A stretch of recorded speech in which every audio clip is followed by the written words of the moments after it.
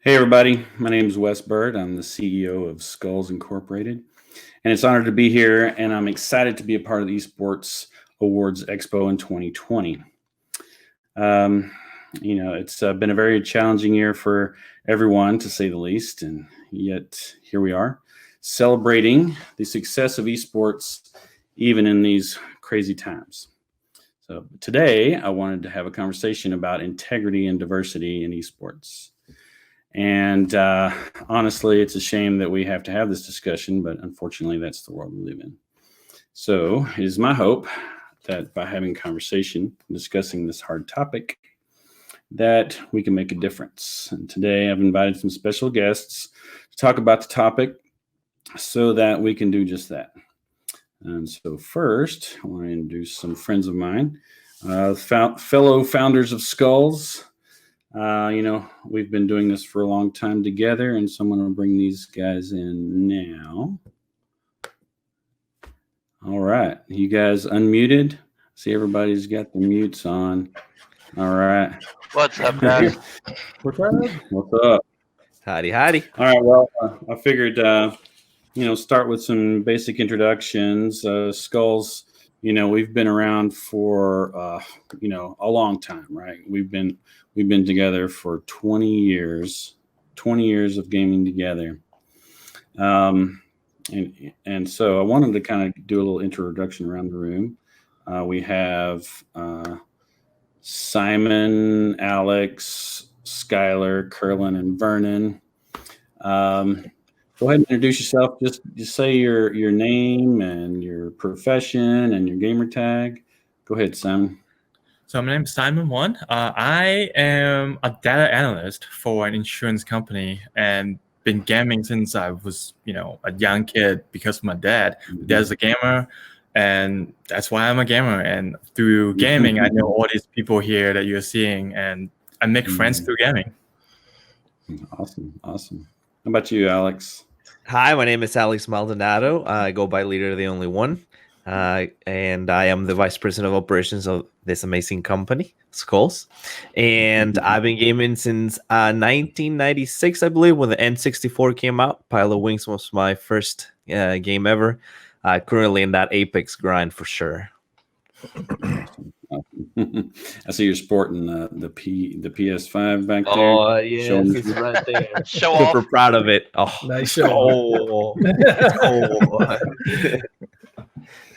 Skylar, what about yourself? Skylar Waddell, known as Raelix. I'm one of the co-founders that Wes mentioned. Been doing this with Skullz for a very long time. As a profession, I am system engineer for the Air Force here locally. But I spend way too much time gaming as well. All right. What about you, Curlin? My name is Curlin Middleton, known as the Winganator. I do IT for the FAA, amongst a plethora of other things that I dab my fingers in, and jack of all trades, master of none, All right. And I've been gaming since me and my brother got our first Commodore 64 back in 80. What? I don't know. You told me I was too young.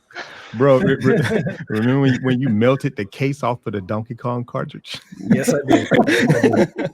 That's how hardcore of a gamer I am. Wow. All right, I'm going to pass it to you then. All right. My name is Vernon Middleton. Go by the handle Barman. As you know, this is my brother Curlin, my oldest brother. If it wasn't for him, I probably wouldn't be in the gaming and everything else I do. I am a system administrator for a company called Vistacom. I love it. And we've been gaming since I was probably about 4 or 5 years old. So Awesome. Well, one of the things I wanted to do to introduce you guys is to say, first of all, we have been gaming together for 20 years, and I've got the beard to prove it, and so do you, Curlin. It's funny, your hair kind of migrated from the top down to your chin. Yeah. Well, if you count pool, you've been gaming with me the longest, I think. That's where we met. Yeah. He was in high school, and we were playing some billiards, and trying to take people's money, playing 8-ball and 9-ball. So yeah, I just I'm really proud of Skullz, and I'm really proud of the two things that we've held dear for so many years, and that is integrity and diversity. And we've been a family. You guys are my brothers. Yeah, And definitely. it's always been. Definitely. Yeah. And I think we would all just drop everything that we have in our lives to help each other out, and that's just the way it should be. And this world's kind of gone crazy and a little sideways, and it's a shame. I don't really understand it because we've never really been that way. But hopefully we can show the world that, hey, this organization has been gaming. These are a group of gamers that have been doing this for 20 years, and and haven't had any issues in that area. But one of the things that I think that really kind of helps that is some of our modes here, and show this off. A lot of the guys remember this. This is the Wayback Machine. It's showing our website from 2002. Talk about a real throwback. Yeah, I know. This is this. I know Chang, the Wanginator. He used to go by Chang Wang. The Wanginator here. He always comes to the LAN parties flexing his muscles. In fact, some people might have seen some pictures of our LAN parties when everybody else has got those gigantic CRTs. Curlin's the one guy with a flat screen. When they were way too expensive for anyone else to afford. You're always flexing your muscles in the gear category. Well, this was my way to flex my muscles back in the day. I was developing these websites and, trying to make cool stuff. And we developed this website to kind of be a community and we created this massive Skullz community. And we had events going on, competitions with Day of Defeat and tournaments and scrimmages and all this stuff way back in 2002. And, even back then, while all that's cool and that's neat and gamers and all that, it's important, I think, to show that we had our rules of war. And back then, we had very specific rules about no cheating and not trying to call other people out for cheating either. You have to report people through the chain of command. And we had rules about no foul language or abusive behavior, to treat each other with respect, be respectful. And yes, some of you might notice the Yahoo Messenger required. Okay, that's it's updating at the moment for me. I'm gonna get ready to roll that now. Oh, and one of the rules here, what was it? I think it was broadband internet. Preferred. Broadband preferred. Broadband preferred. Yeah. Because some people were still dialing up back then. Wow. That's how long we've been. Yeah.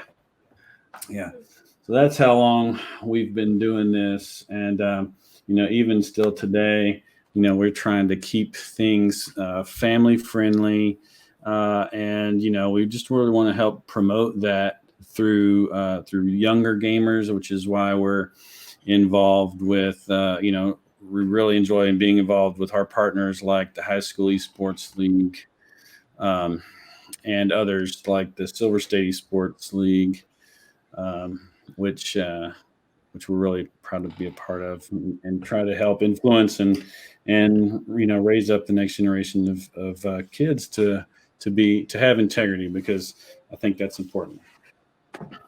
So, what do you guys think? Go Skulls. Let's go. Let's go. I think it's funny how that actually got started. So I think when I was sitting and thinking about that and what actually started the way Skullz was, other than we just had to have a name for the servers, of course. He probably has no idea that he was the core of a lot of it because your kids wasn't old enough yet, Wes. But Cody was about that age. We had to worry about what he was exposed to and what he would see, and he was probably greatly responsible for the way we started to enforce these rules. That's kind of funny. True. Yeah, definitely true. Yeah. Yeah. Yeah, because he grew up through everything that we did. And it's funny that me and Simon, when we went to what was it, DreamHack Atlanta, we actually saw Cody there, and I was like, wow, it's been forever since I seen you, dude. But he's still the same. I love that guy, man. Love him. Yeah, he's on his second kid now. Yeah, I know. Yeah. Well, not just Cody, but his friends who from his school he invited, which was, Blake and Brennan. So it's like those guys. It's like, well, they were kids. All these kids were in there, and their parents would come drop them off at LAN parties. And so we had to, act right and try and be good influences on these kids, and not do terrible things, and make it where so the parents would allow them to be dropped off, and it just snowballed from there. Yeah. Well, think about it this too. Like I'm on the younger right here, right? And the way that I see this clan almost, right? It's this everlasting friendship of a very diverse group through gaming, which is what it's supposed to do anyways. But unfortunately, we live in a world where that is not happening. So toxic and it's so disruptive. But here is proof of when it's done right.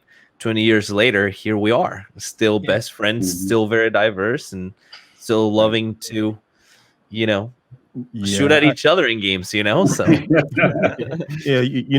I think a lot of it when you think about it, society as a whole, everyone's so disconnected on a interpersonal level, like why and even with like the toxicity and all of the madness that you see like in gaming as a culture, it's because nobody has to see each other the next day. So a lot of people are more inclined to get on there and act a fool, knowing that they'll never see whoever they run into or they just had a match with.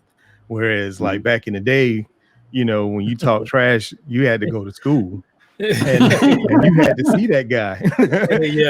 You know what I mean? Or when you're at a LAN party and they're right across the table from you, and you're talking trash. Yeah. Right. Yeah. So, and I'm sitting over there with a BB gun and I'm not afraid to shoot you with it.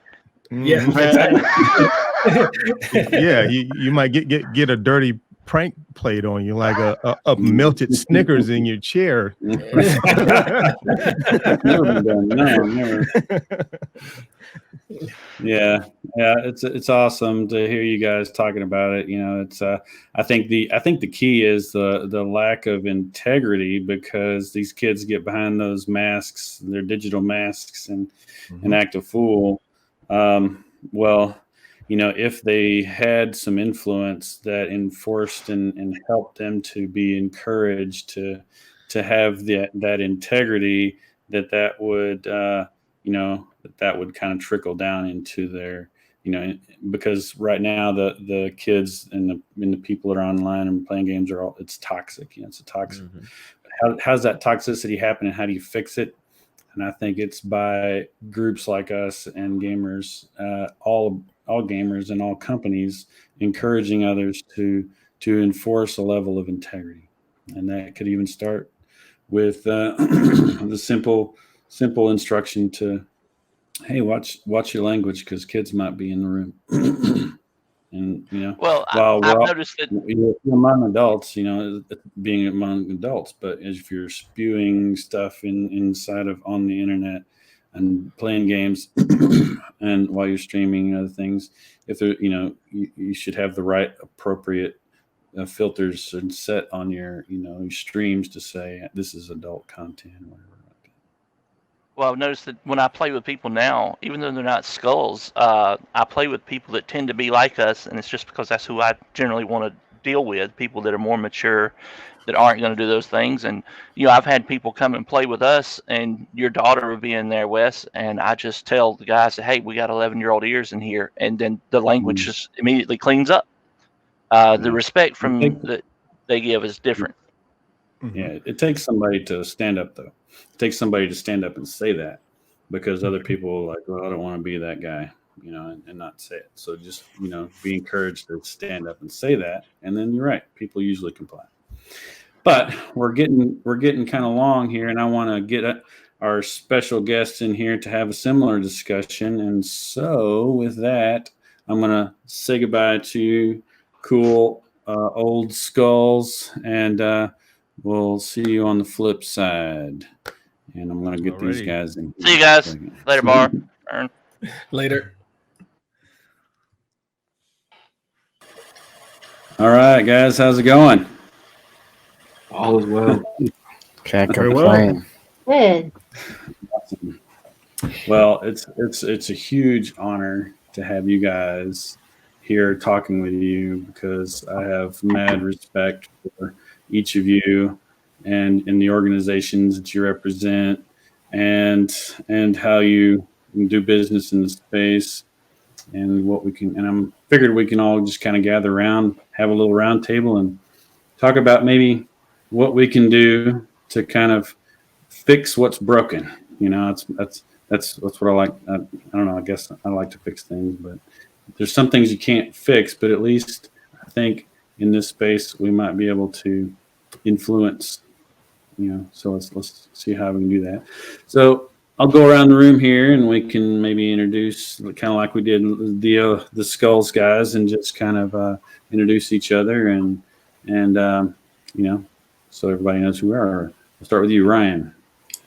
For sure. What's going on, everybody? My name is Ryan Johnson, the founder and CEO of Community.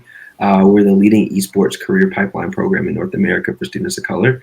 So we partner with underserved K-12 institutions, as well as historically Black colleges and universities, and ensure that their students have the same opportunities to compete, obtain scholarships, internships, apprenticeships, and ultimately full-time jobs, to increase the presence of minorities in the space, both on the competitive gaming side and then also working within the industry on the tech and or business side of gaming.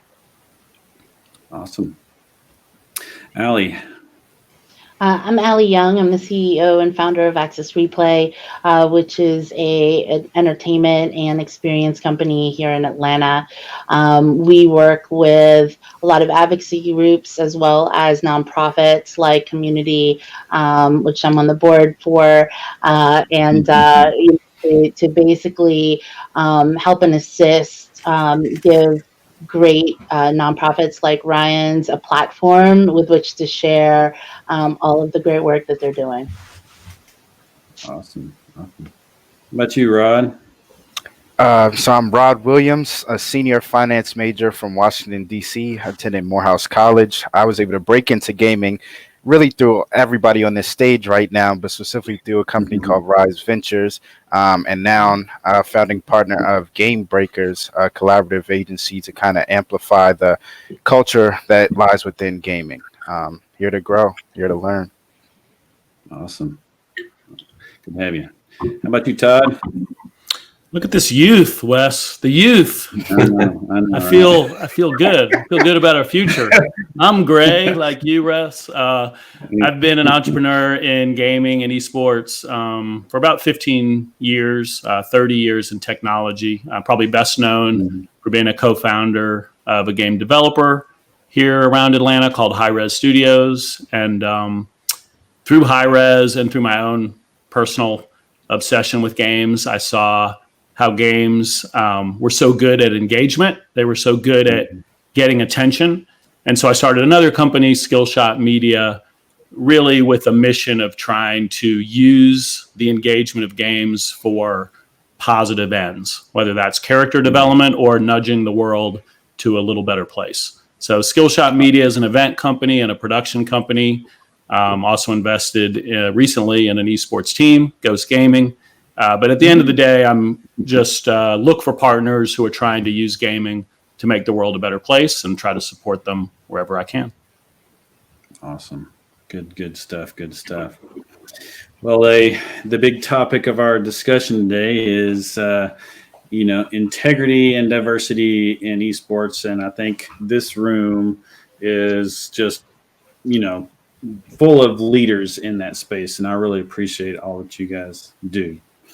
And so figured I might start with Ryan, and let's just kind of have a conversation about, what you're doing in the space. I know that you're in Atlanta, and I know we've talked a little bit about, inner city communities, and I like the idea of like getting like community centers involved in esports. And tell me a little bit about more what you guys are doing. Yeah.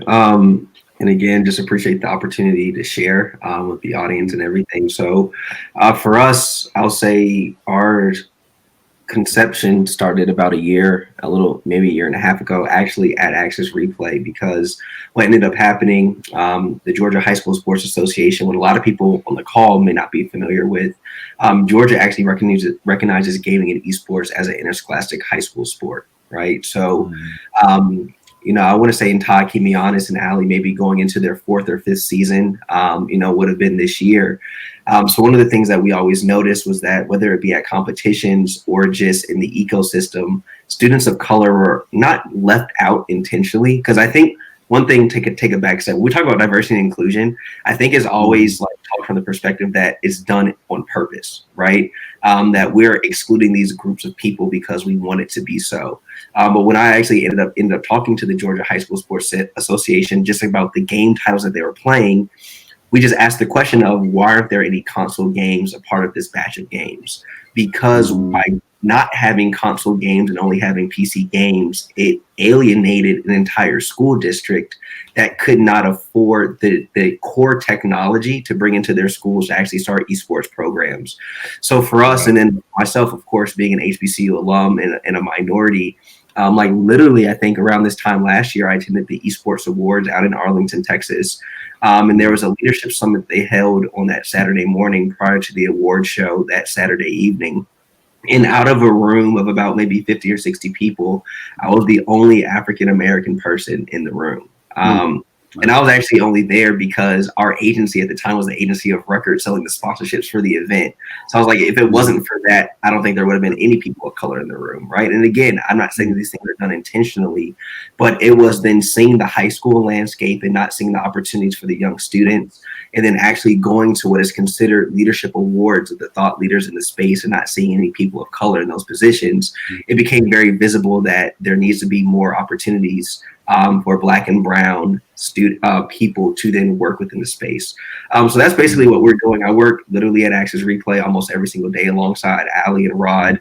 We've created the HBCU Esports League, a platform for students of color to have the first organized competitive landscape to play games, as well as our K-12 career readiness program, where we partner charter schools here in Atlanta with groups like the 100 Thieves, Immortals, Sentinels, and we're having employees from those companies directly mentoring students that are interested in careers in gaming but don't know where to start.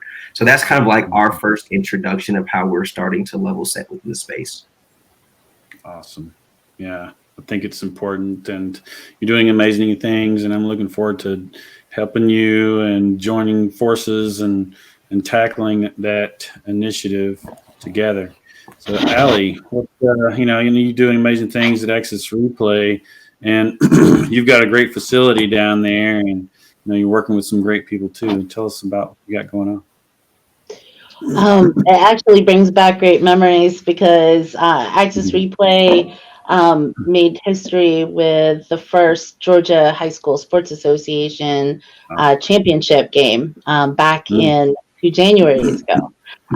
So that was actually, I think, Todd, you definitely had a lot to do with that happening here as well. And I think, COVID's been such a crazy time, I think, for everybody. But I think what it comes down to and what it's done for us, as as a nation, obviously, even with the elections just happening, right? I mean, when you look at the influence and you look at number one, you look at the access that that the Black and Brown community does not have to esports and gaming. Just leading into what Ryan was talking about. And some of those things that we've been helping to focus on is providing that access. Even before this period of time when it's been accelerated. We were bringing in this past February, we did an event with one of our investor and partner, Offset, to take 200 students from disadvantaged schools to the Atlanta FaZe Call of Duty tournament here in Atlanta, and giving them access to really showcase that, plus bringing them to Access Replay to do an esports workshop, so that these kids had a seat at the table and can see what the benefits are to them in becoming part of the ecosystem and part of esports. And Ryan and community did a great job with really bringing these kids to Access Replay, and also Rise Ventures as well, just to have them here, right? And some of the things, like what Ryan was talking about, we did at the very beginning of COVID. That digital divide was extremely apparent when you look at how a lot of these kids were losing scholarships, right, and losing even accreditation to be able to graduate, because most of them go to public libraries to access the internet. And you look at families, I mean, it definitely made me feel like my kid is totally spoiled, or like our household even, right? When you look at, okay, each of us have a phone, an iPad, an iPad, a laptop, a desktop, and then all the consoles and all of the electronics for 3 people. And you look at families who just have one computer and there's 4 kids trying to do distance learning. So those gaps really are problematic when you look at access, and it creates even more of a disparity. So I think what we've been doing is really kind of heavily focusing on that and the advocacy. And kind of just getting the word out to get the platform, and really getting the word out so that people understand and see that happening. Awesome. That's good stuff. And yeah, I mean, it's crazy, the divide. You're right about and these kids are spoiled. Back in my day, we had 3 channels. Right. Well, I mean, you look at, you really if you take a look at the access, when you're talking about toxicity, you're talking about, the integrity of folks being online. And when really what we need to look at is half of the people aren't even online, right? Like half of the people don't have access to gaming. I mean, Ryan, for the first time this year, correct me if I'm wrong, but the first time this year you played Call of Duty on a PC, right? It was the worst. It was the worst. What's that? It was the worst the first time. It was the worst. Yeah. But I mean, when you're looking at just having access to the equipment, having access to high speed internet. I mean, inclusion goes way deeper right? Like we have to start from there. It's not even, yeah, let's just throw some computers up. Well, with HBCUs, for example, the kids don't know how to play on PCs. They don't have access to play League of Legends, which is one of the games that the Georgia High School Sports Association plays, right? I mean, even at the high school level. So, what we've been doing is really being thoughtful about what that looks like. And, to the point of with Ryan, just starting with consoles, even so that they can compete, and and these kids can compete because they actually have been able to play on those systems before. Right. Well, speaking of HBCU, that's a good segue to Rod. And so, you and I have talked about HBCU and the great things you kind of got setting up and going on there. Tell us a little more about that. Yeah, again, like Ryan said, I'm just gracious to be here. But off the back of what Ali mentioned, a seat at the table is kind of like the thing that defines me the most. So again, I just turned 22 years old. I'm a senior at Morehouse right now. And for me to be able to jump into gaming as of February, but even just learn about it last March, and some of the opportunities that I've been able to jump into, I think seat at the table is the word to kind of build off of. And so now with Ryan specifically, I met him at a networking event, something that was very much up my alley. With Ali and her company, Access Replay, the way I found out about them was actually a concert. And so again, music, that was very up my alley. And with Todd, it was another networking event.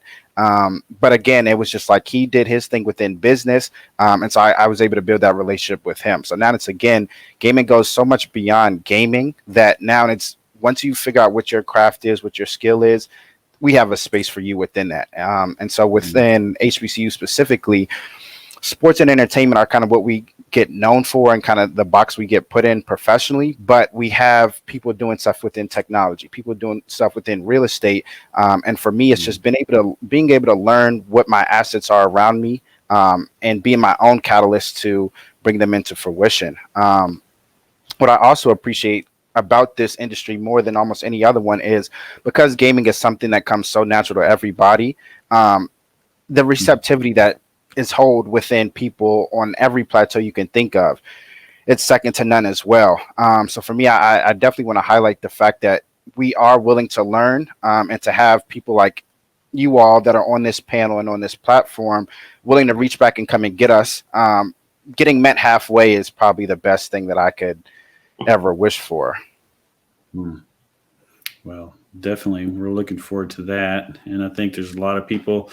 I know everyone on this panel is definitely there, and hopefully a lot more on that's listening and watching this that will recognize your organizations and see how we can all get involved to help fix the problem. Because, like I said before, it's one thing to talk about the problem, but it's another to kind of what can we do to help and fix that. And a lot of companies just don't know what that is. And but now you guys provide a way, Ryan and Rod, really provide an avenue for people who don't know how to help that problem to maybe reach out and figure out how to do that. Absolutely. Todd, welcome.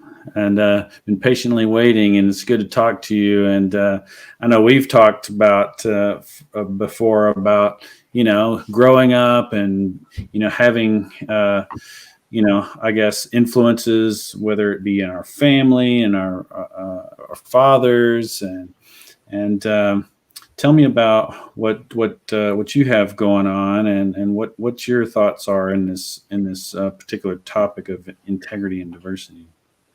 And you're muted still. You're muted still. Unmute. Secret weapon, Wes, before I get into family is, we're all in Atlanta. That's our secret weapon. Like, the reality is, number one, it does help COVID safe when you can actually see people and have some human time. And number two, this city is having this conversation. We haven't solved it, but we're having real conversations in gaming and outside of gaming because we have a diverse population here, and we have for a long time. So that's nice. Everyone on this call, all these little boxes, we can get together at Access Replay, at Skillshot, one day at DreamHack again. So that's cool. But my background is, as you said, 7th grade me was obsessed with games, and I was very fortunate to have a dad who was a computer programmer at IBM, and we got one of the first IBM personal computers. You had to pay for it, but they had an auction because so many people wanted it. It's just like the Xbox and the PlayStation now, kids. But there was one PC, and we got it. We got an early batch, and I learned to program because I had already played all the games, and I wanted to make more games. And I credit a lot of my success to that. I had access to the hardware and a mentor that I could learn from, and I've tried to pass that down to my son, and he's passing it down. He did a programming lesson last week at Georgia Tech Constellation Center for Equity. And he's teaching these kids a virtual VEX robotics class. Actually, he wasn't teaching kids; he was teaching teachers, actually. But that's what it's about for me, because there's great opportunities for the best game players, but I want more people to be game creators, because they'll make different types of games that appeal to people of color and more women and young girls and young boys, and we'll have more genres. And that'll be good for everybody's business, and it'll be good for people. So, that's just my story. So that's what I know, and that's what I try to support and pass on, is how can we help people work in this industry or use video games to get them in the door. They learn a little programming. It's like, slipping a little medicine in with your Kool-Aid. You get a little programming or a little production, learn a little audio engineering or video editing, because all these skills are the skills that are the workforce of the next century, or let you become an entrepreneur. So you might work in gaming, or you might work in something else. So, so that's my little soapbox. Yeah. Well, you said two things that are very important, I think. And one is accessibility, which we talked about a minute ago. And second is mentorship, which is a big part in that too. I think the people that are don't have access to the gaming community and esports don't have that access, and oftentimes find themselves without the resources they need to kind of find those mentors in the space. And Todd, I know you're really big on education and using esports as a means to mentor and educate kids. And I think if you take that in combination with providing a new level of access to the groups that don't have it, you can raise kids up in the space and educate them. And too many people think it's about playing video games. So much more than playing video games, and all of us on this call know that. But you can really train up kids to have integrity, and we can all use the resources that we have to provide somehow access so that the youth that are underprivileged can gain access to the mentorship and the opportunities that are there through that education that would be missing otherwise. Yeah. And Wes, I think, Ryan and Rod, they're working on this kind of this access challenge, right? And there's a resource constraint around giving access. But I think the other thing, it's interesting, you talk about integrity. And I think, the fact that institutions are starting to get involved is a good thing. Like, sports would also be maybe a little bit toxic because it's competitive and you're young and you're aggressive and you want to win. But number one, you have a real life identity. And number two, you're seeing the other people, like your old Skullz group talked about. And so I think whether it is real life venues like Ali has with Access Replay, or platforms like HBCU or high school that is going on, a lot of us are supporting that.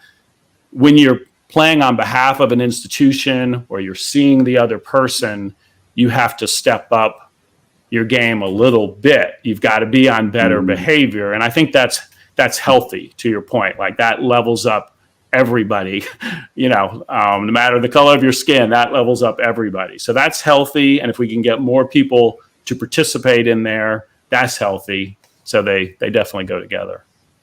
Well, I think that a large part of the reasons why, whenever we're on, I played basketball in high school, and it got pretty physical, and I'm probably guilty of a few elbows. I apologize to some people. but I can tell you, at the end of those games, a lot of times we probably wanted to punch each other in the face, but that we had coaches and mentors saying, "Okay, you guys, go over there and give those guys some high fives on your way out. Say good game." So it's the mentors in the space that kind of help influence and develop us to learn how to be good sports. And I think that more of us that can influence the space and the kids and how to be, better sports. It's to be those mentors and those coaches and say, "Hey, you guys be cool," and give, say GG and turn the other cheek and get it to them next time. That's where those institutional norms do help. Where gaming is kind of starting to learn from sports, where everyone jokes about being on tilt. But if you get on tilt, but you have a coach that's kind of forcing you to, be a good sport, that also carries beyond Call of Duty or Overwatch or Smite. Like, that's a life lesson. So I think that's what we're all trying to do, is good gaming lessons that carry on beyond gaming. And I would even add in is really also like the authentic community. No pun intended there at all. So like I was like, as a personal story, I grew up actually as an only child. So like for me, if I wasn't playing traditional sports, like literally the friends that I would make or communicate with, it would be over Xbox Live. Just like point blank period, to the point where even people I used to play Halo 3 with back in high school, like we still follow each other now on social media, kind of like that same Skullz type of environment. So it's like two things I wanted to say, kind of like backtracking to the point is we were talking about like underserved schools. So one thing I think is also important that I think a lot of big institutions, when I say institutions in this scenario, is more like corporate brands, where they struggle, is that traditionally underserved people don't feel underserved because everyone around you in that same category, right? So I think one thing that we've been very intentional about is the wording. So like if I'm talking to a school, I will never say, well, we're trying to serve an underserved school, because it's now you're slapped. I think that's more of an internal thing. So one, when we talk to these companies, it's like, don't make people feel bad on a scenario that they're already not happy about. So I think some of the rhetoric also can be improved within these conversations. I think from my perspective, we find it very lucky that these big companies are actually listening to our opinions, because it's one thing when you have a social impact cause inside of your organization, but if you never walked on that sidewalk, if you never sat in that cafeteria at that school, you truly don't know how to best service that ecosystem unless people come. So that's why when I talked to like Rod and his companion Asante and my co-founder Chris and John, like we all attended HBCUs, different HBCUs on different levels, but we can tell you that the way you navigate Oakwood or Morehouse is not how you navigate Georgia State or Georgia Tech. And if you try and go about it the same way, you will fail. Not because I want you to, but the parameters are just much different. So I was actually talking to my contacts today at Sony and just sharing that, like, I've even learned so much about diversity and inclusion as a minority. I think another thing is that people think that all minorities have the answers for diversity, but it's like, no, everyone's actively trying to figure it out. So for me, just learning how to navigate the K through 12 space, learning how to navigate the collegiate space, understanding how to work with the corporate brands to open up doors and create sustainable programs that aren't just, hey, we'll review your resume, or hey, we'll bring you on for a day of shadowing, but creating sustainable programs that actually lead to internal systemic change. It's kind of like what we're driving to do. So something I'm we will always brag about and shout out to Riot for being the first. But companies like Riot, we've gotten Riot to commit 6 internships if they can actually go next summer or virtually, to work at corporate headquarters next year specific to HBCU students. We're having the same conversation with Sony. We're having the same conversation with Activision Blizzard. And so when these brands are actively listening on how to improve, and now that there's a cohesive group, not just community, because it is Game Breakers, it is Access Replay, it's a whole bunch of people, they can't deny that the talent doesn't exist.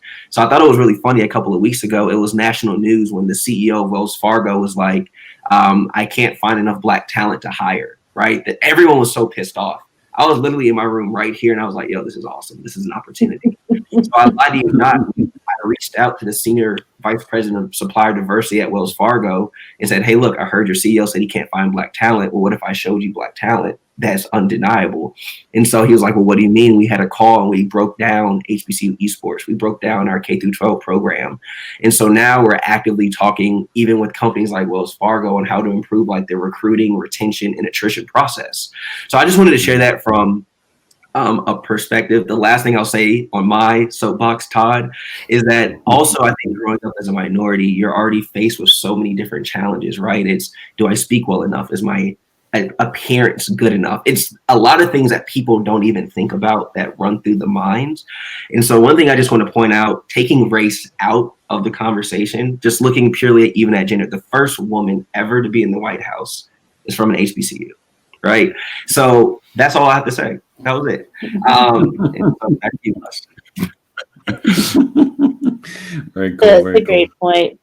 And I'll just add one last thing too, is that, you know, I mean, Wes, when you're talking about, you know, fixing the issue, we all agree that there are issues, right? And I don't necessarily know what the fix is or if there is a fix, but, you know, all I know I can do is create solutions around the community where I am, where I can make the most impact, where my company can make the most impact. And if that's, you know, bringing in influence and rappers to talk about, you know, get out there and vote and make a change, or if that's you know, a concert so that people can feel like there's some sort of normalcy in the world that we're living in today. You know, those are the things that I can do to help make an impact. And I think that's what everybody, you know, I think that's where everybody should be now, right? Is figuring out how each and every one of us can make our own impact in the circle that we're in. And that will amplify as we move forward. And real quick, so I would even say this, and Allie, I'm not putting our business on blast by any means. I know there's a lot of random people that are tuned in, but I will say that this conversation definitely works just based on even where Allie was and where I was starting at Tech for COVID. You know, there was early conversations on when we were doing some certain events, just, you know, is it too many white people? Is it too many Black people? Does there need to be a blend of both? And I literally sitting in Allie's office, we would have these very long conversations. And like, even over time to hear Allie say some of the things, I'm like, yo, that's dope. This conversation really does work. Yeah. When you're very intentional with, and the people are very receptive to the information that's being said to them. So Todd, I think you said it best though. It's just about location. I would argue that the successes that everyone on the phone has, especially around this topic, wouldn't be as possible if we didn't live in Atlanta. You know, the civil rights movement originally birthed out of the city. A lot of people argue that we're going through the second iteration of that currently, just in a much different manner.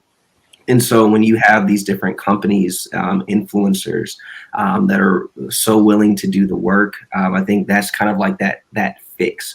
But for there to be a fix, you first have to acknowledge that something's broken, right? And I think you don't really acknowledge that something's broken when there's national news. I think that's more of a little Band-Aid kind of a thing. I'm very interested to see where the conversation is this time next year, and probably like the year after that. So just wanted to throw that in. This convo really does work. There is change, just because, you know, we're like literally living it in the first person at this point.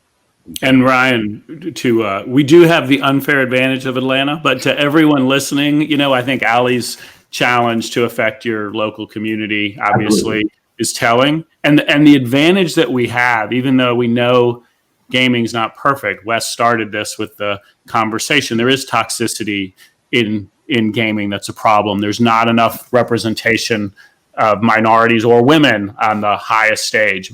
Yeah, look at this room. I mean, I think I'm exactly. the only. I was going to tell you what. We need more girls in my life. Exactly.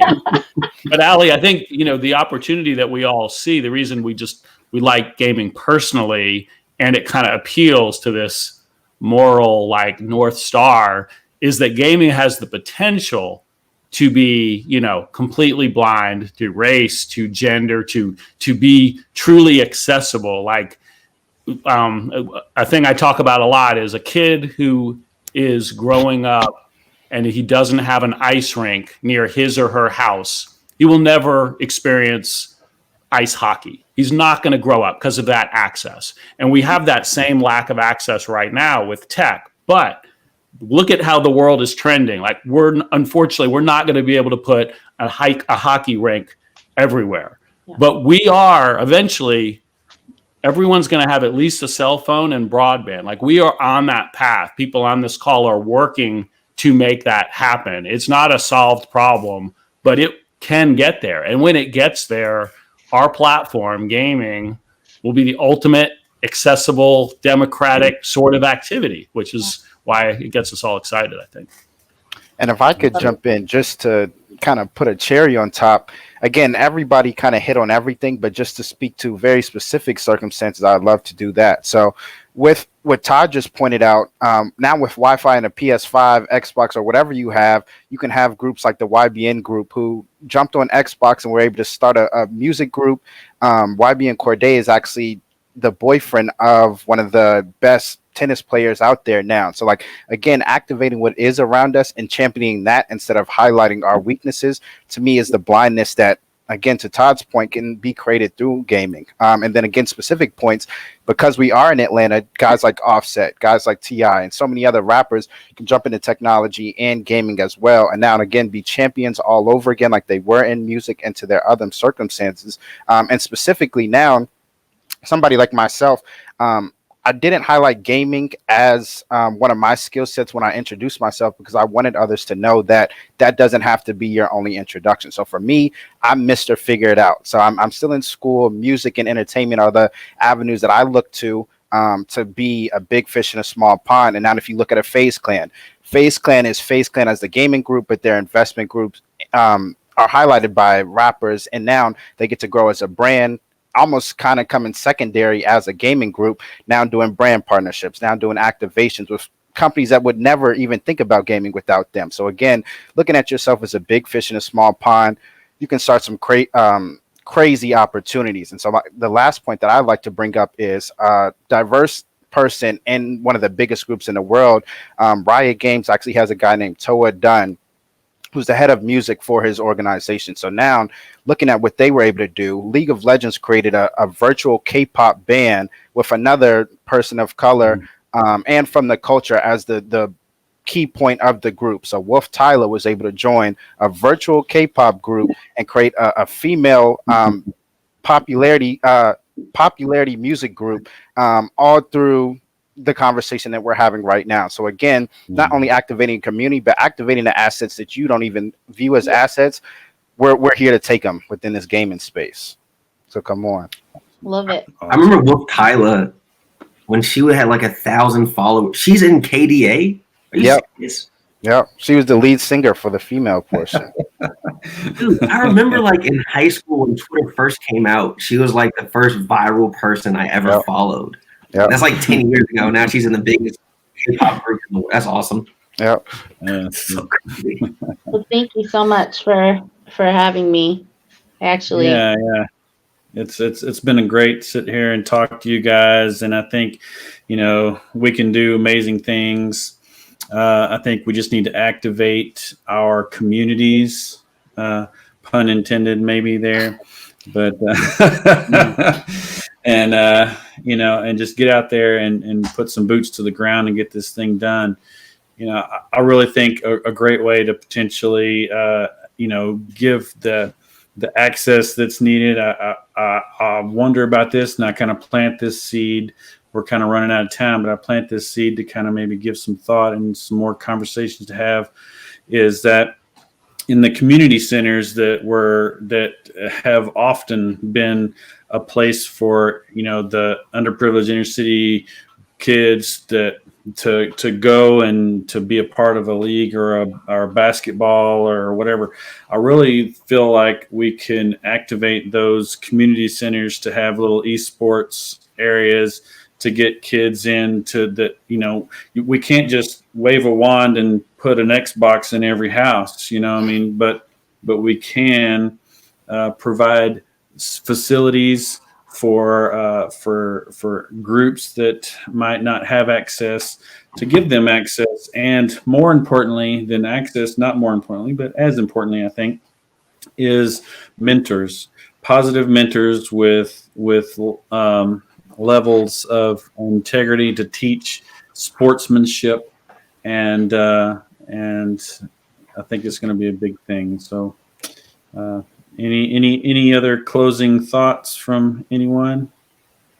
No. Well, You're here. It's been Let's meet at the community center. We're good. Here. Thank you. All right. Thanks, Wes. Well, it's and been team. a pleasure talking to you guys, and thank you so much. And we'll see you guys next time. All right. Have a good one. Be well, everyone. Bye.